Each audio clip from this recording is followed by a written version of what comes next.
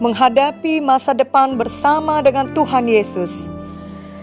Ada sebuah lagu rohani dalam bahasa Inggris dengan lirik sebagai berikut.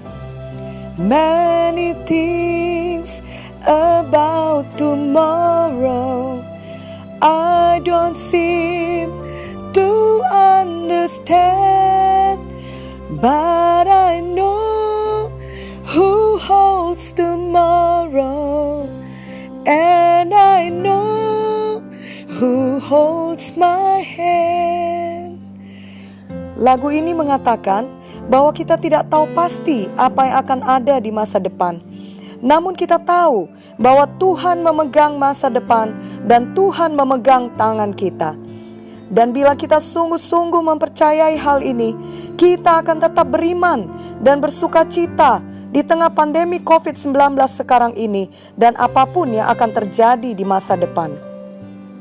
Mari kita ingat kisah Joshua dan bangsa Israel ketika mereka harus menyeberang sungai Yordan menuju tanah perjanjian dalam Joshua pasal 3. Tuhan sudah berjanji pada mereka dalam Ulangan 8 ayat 7-9, sebab Tuhan Allahmu membawa engkau masuk ke dalam negeri yang baik, suatu negeri dengan sungai, mata air dan danau, yang keluar dari lembah-lembah dan gunung-gunung, suatu negeri dengan gandum dan jelainya, dengan pohon anggur, pohon ara, dan pohon delimanya, suatu negeri dengan pohon zaitun dan madunya, suatu negeri di mana engkau akan makan roti dengan tidak usah berhemat, di mana engkau tidak akan kekurangan apapun, suatu negeri yang batunya mengandung besi dan dari gunungnya akan kau gali tembaga.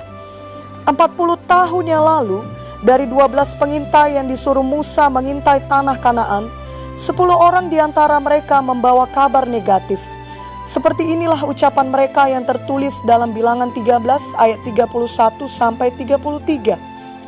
Tetapi orang-orang yang pergi ke sana bersama-sama dengan dia berkata, kita tidak dapat maju menyerang bangsa itu, karena mereka lebih kuat daripada kita. Juga mereka menyampaikan kepada orang Israel kabar busuk tentang negeri yang diintai mereka, dengan berkata, negeri yang telah kami lalui untuk diintai adalah suatu negeri yang memakan penduduknya, dan semua orang yang kami lihat di sana adalah orang-orang yang tinggi-tinggi perawakannya. Juga kami lihat di sana orang-orang raksasa, orang enak yang berasal dari orang-orang raksasa, dan kami lihat diri kami seperti belalang, dan demikian juga mereka terhadap kami. Yosua 5 ayat 6 menuliskan, sebab 40 tahun lamanya orang Israel itu berjalan melalui padang gurun, sampai habis mati seluruh bangsa itu, yakni prajurit yang keluar dari Mesir, yang tidak mendengarkan firman Tuhan. Kepada mereka itu Tuhan telah bersumpah, bahwa ia tidak akan mengizinkan mereka melihat negeri yang dijanjikan Tuhan dengan bersumpah kepada nenek moyang mereka, akan memberikannya kepada kita, suatu negeri yang berlimpah-limpah susu dan madunya.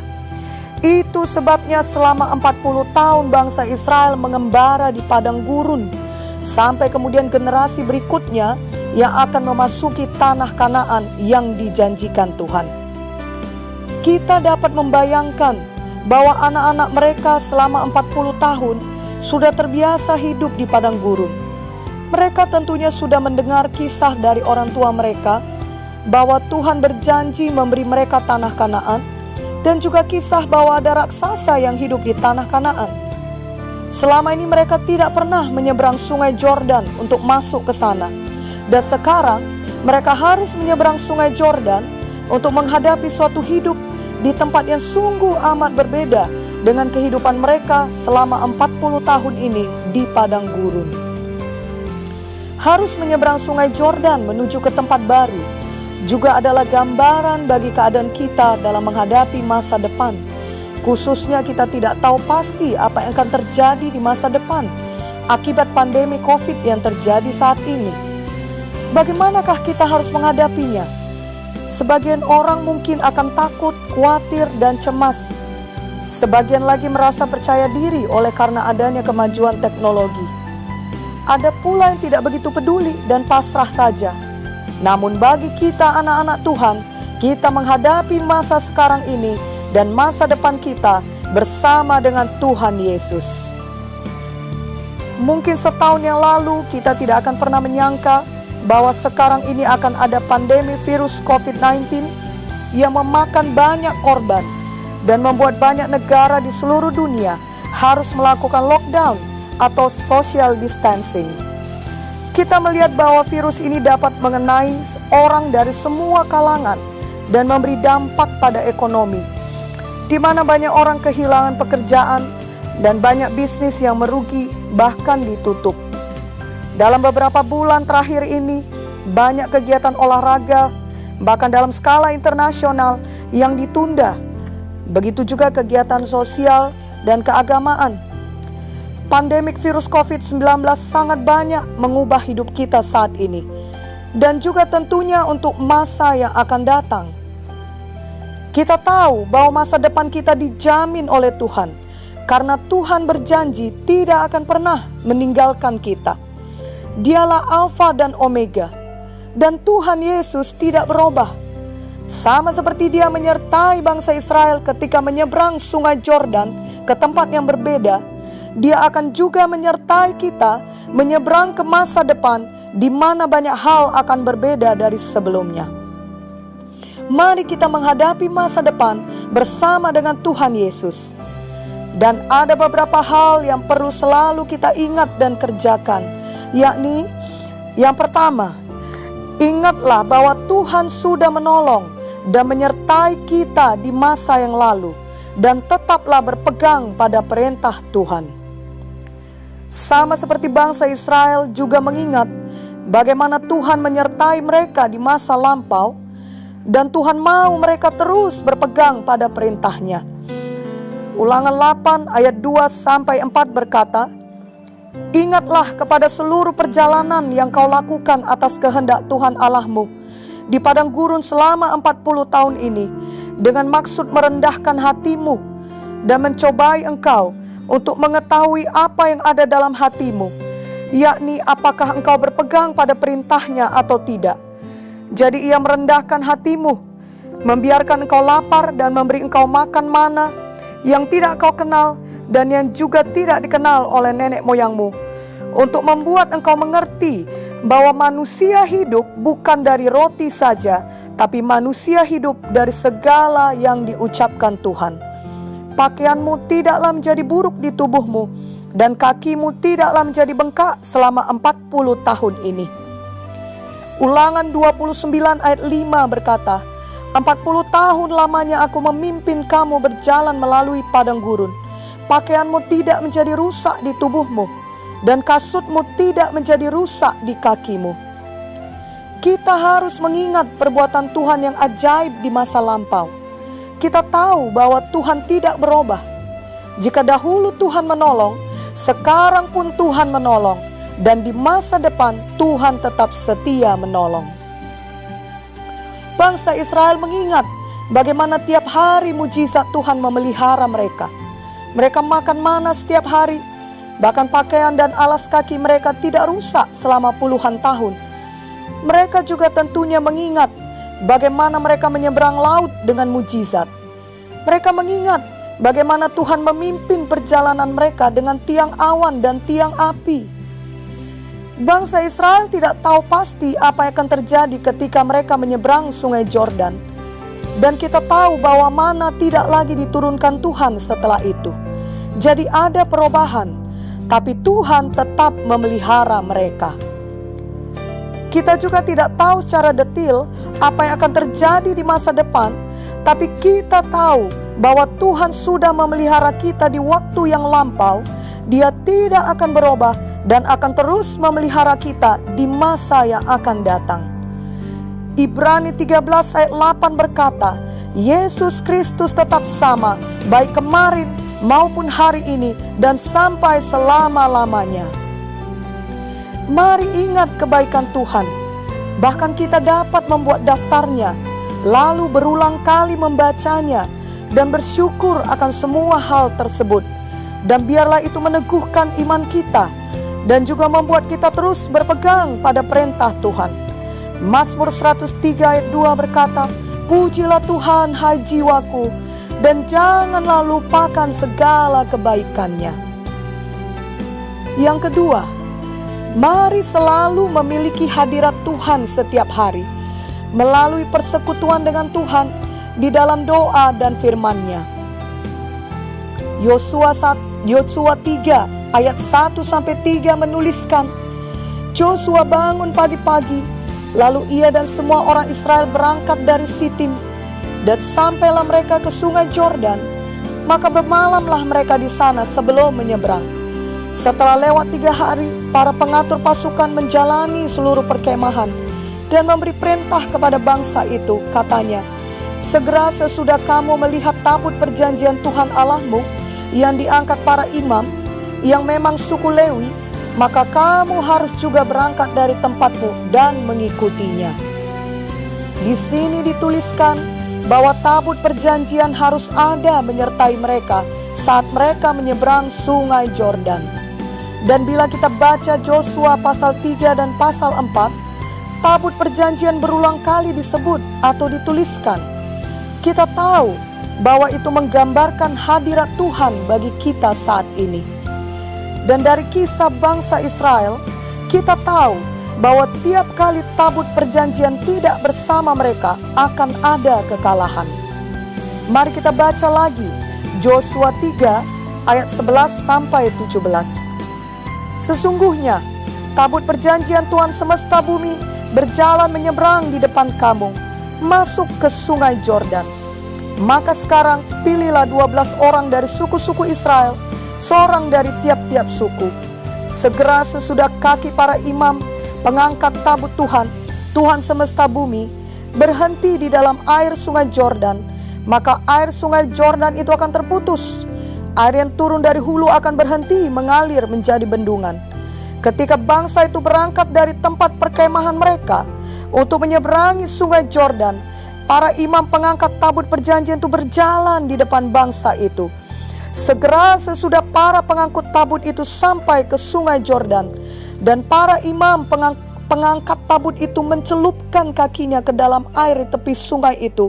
Sungai Yordan itu sebak sampai meluap sepanjang tepinya selama musim menuai, maka berhentilah air itu mengalir. Air yang turun dari hulu melonjak menjadi bendungan jauh sekali di dekat Adam, kota yang terletak di sebelah Sartan.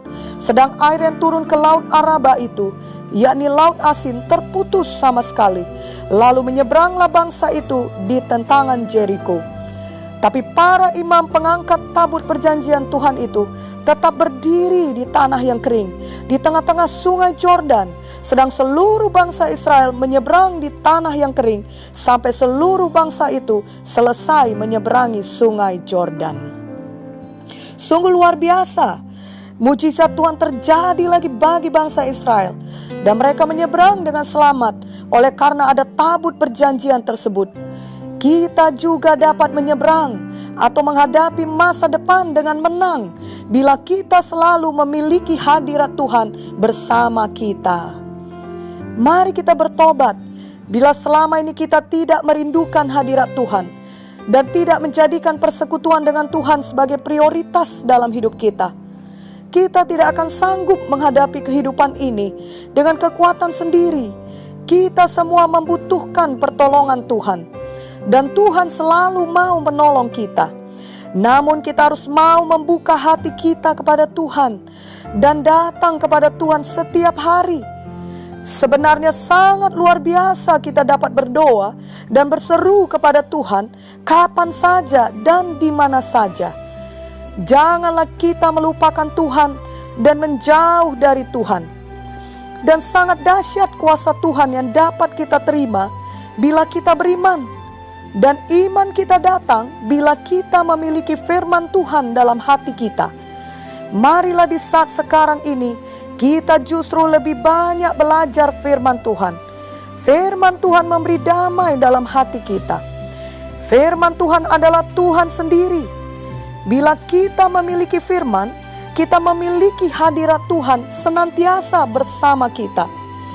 Apapun yang menanti di masa depan dapat kita hadapi bersama dengan firman, bersama dengan Tuhan. Yesaya 43 ayat 1-2 berkata, "Tetapi sekarang beginilah firman Tuhan, yang menciptakan engkau, hai Yakub, yang membentuk engkau, hai Israel. Janganlah takut, sebab aku telah menebus engkau. Aku telah memanggil engkau dengan namamu. Engkau ini kepunyaanku. Apabila engkau menyeberang melalui air, aku akan menyertai engkau. Atau melalui sungai-sungai, engkau tidak akan dihanyutkan. Apabila engkau berjalan melalui api, engkau tidak akan dihanguskan, dan nyala api tidak akan membakar engkau. Yang ketiga, mari kita bertobat sungguh-sungguh dan berjalan dengan iman setiap hari. Keadaan-keadaan yang tidak biasa seperti pandemi COVID-19 ini kiranya membuat kita merendahkan diri dan bertobat.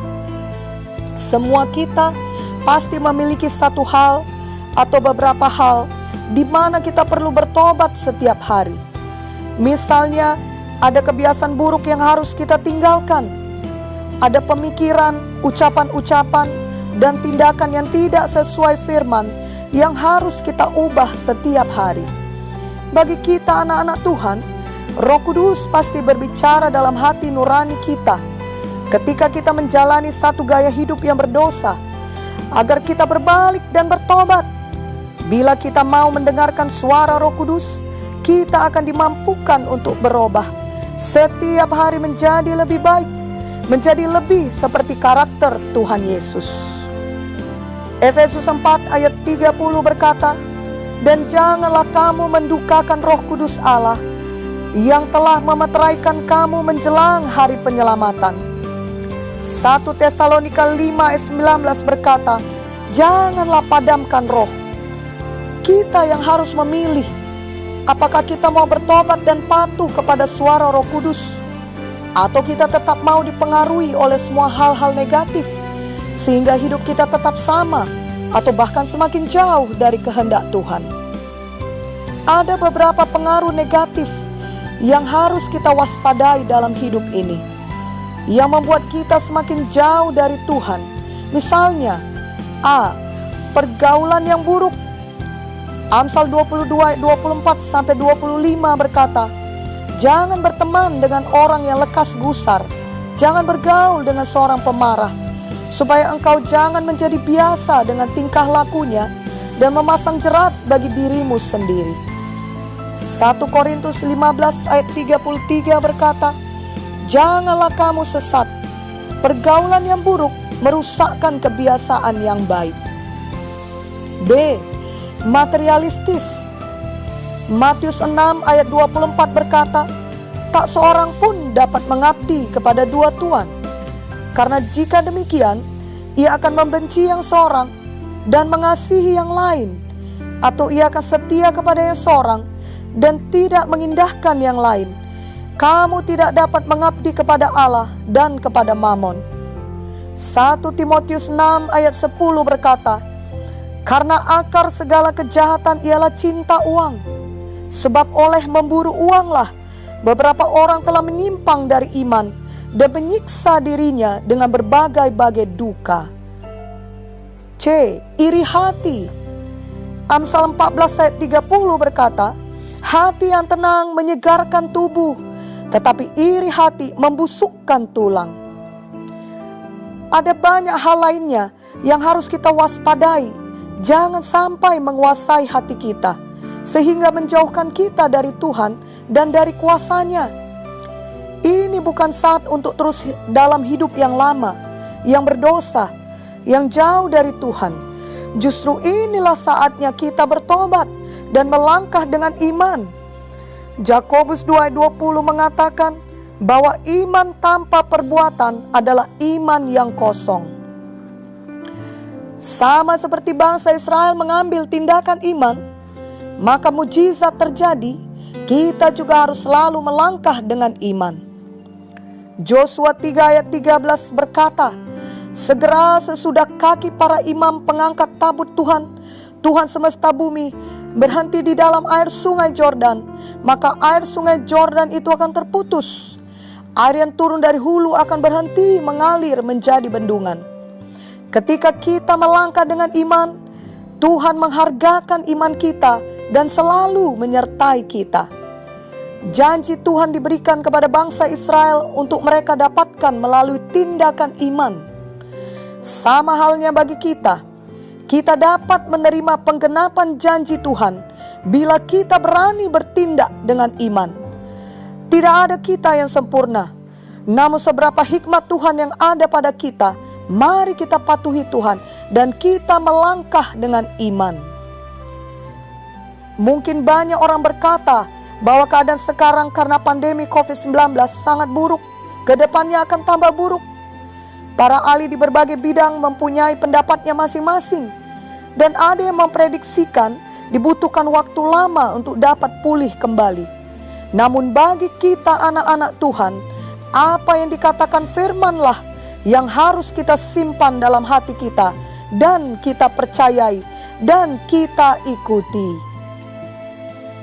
Firman Tuhan telah mengajari kita bahwa Tuhan turut bekerja dalam segala sesuatu untuk mendatangkan kebaikan bagi kita yang mengasihinya.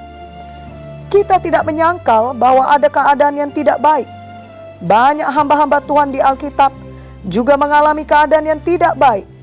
Dan itu terjadi bukan karena mereka berdosa, justru karena mereka melakukan kehendak Tuhan. Dan karena itulah keadaan dunia pada saat itu, di mana mereka ikut mengalami penderitaan. Tapi Tuhan selalu memelihara mereka, bahkan membuat mereka menjadi terang, menjadi berkat bagi generasi mereka. Kita mengingat kisah Yusuf yang dijual di Mesir, dituduh dan dimasukkan penjara, namun kemudian justru menjadi penguasa yang menyelamatkan hidup banyak orang.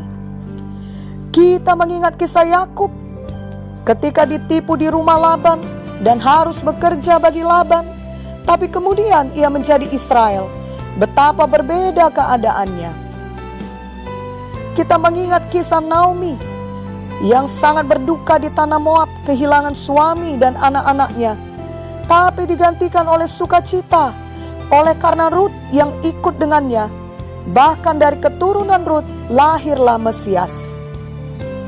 Kita mengingat kisah Daud yang dikejar-kejar untuk dibunuh selama bertahun-tahun, namun akhirnya menjadi raja Israel dan orang yang berkenan di hati Tuhan. Kita mengingat kisah Yunus di perut ikan, namun akhirnya menjadi pengkhotbah firman yang menyelamatkan jiwa. Kita mengingat kisah Ester yang yatim piatu dan dipaksa masuk istana, namun akhirnya menjadi ratu yang menyelamatkan bangsa Israel dari kepunahan. Kita mengingat Daniel yang dibuang ke Babel, namun akhirnya menjadi pembesar dan menuliskan banyak penglihatan untuk masa yang akan datang. Kita mengingat Paulus yang harus dipenjara oleh karena Injil, namun justru menghasilkan banyak tulisan yang memberkati sampai generasi saat ini. Kita mengingat Yohanes yang dibuang di Pulau Patmos dan ia menulis buku Wahyu. Dan terutama kita mengingat Tuhan Yesus yang berada 3 hari di dalam kubur, namun bangkit pada hari ketiga. Situasi yang sangat tidak baik sekalipun dapat mendatangkan kebaikan bagi kita anak-anak Tuhan yang percaya kepadanya. Jadi marilah kita benar-benar percaya kepada Tuhan dan bertindak dengan iman tiap-tiap hari. Firman Tuhan dan Roh Kudus akan mengajari dan memimpin kita. Jangan ada kita yang ragu akan kasih Tuhan Yesus dan kuasa firman-Nya. Tuhan Yesus memanggil kita semua saat ini untuk datang kepadanya. Matius 11 ayat 28 berkata, "Marilah kepadaku semua yang letih lesu dan berbeban berat, aku akan memberi kelegaan kepadamu." Marilah kita datang kepadanya, bahkan membawa orang lain lagi datang kepada Tuhan Yesus dengan terus memberitakan Injil dan berdoa bagi mereka. Kita percaya bahwa hanya Tuhan Yesus satu-satunya jalan keselamatan, dan itulah yang kita beritakan melalui perkataan kita dan hidup kita seluruhnya. Yohanes 3:36 berkata, "Barang siapa percaya kepada Anak, kepada Tuhan Yesus, ia beroleh hidup yang kekal." Dan itulah yang harus kita kerjakan saat ini. dalam menanti kedatangan Tuhan kedua kali. Kita memang tidak tahu kapan waktunya, tapi marilah kita bekerja terus untuk Tuhan. Matius 24 ayat 36, 42 dan 44 menuliskan, tetapi tentang hari dan saat itu tidak seorang pun yang tahu, malaikat-malaikat di sorga tidak, dan anak pun tidak, hanya Bapa sendiri. Karena itu berjaga-jagalah, sebab kamu tidak tahu pada hari mana Tuhanmu datang. Sebab itu hendaklah kamu juga siap sedia, karena Anak Manusia datang pada saat yang tidak kamu duga. Mari kita hadapi masa depan bersama dengan Tuhan Yesus. Terlebih lagi kita mengetahui bahwa masa depan kita yang sesungguhnya adalah di dalam kekekalan, di sorga, di Yerusalem baru, bersama dengan Tuhan Yesus selama-lamanya. Biarlah hati kita selalu mengingat firman dalam Wahyu 22 ayat 20 yang berkata, "Ya, aku datang segera." Amin. Datanglah Tuhan Yesus.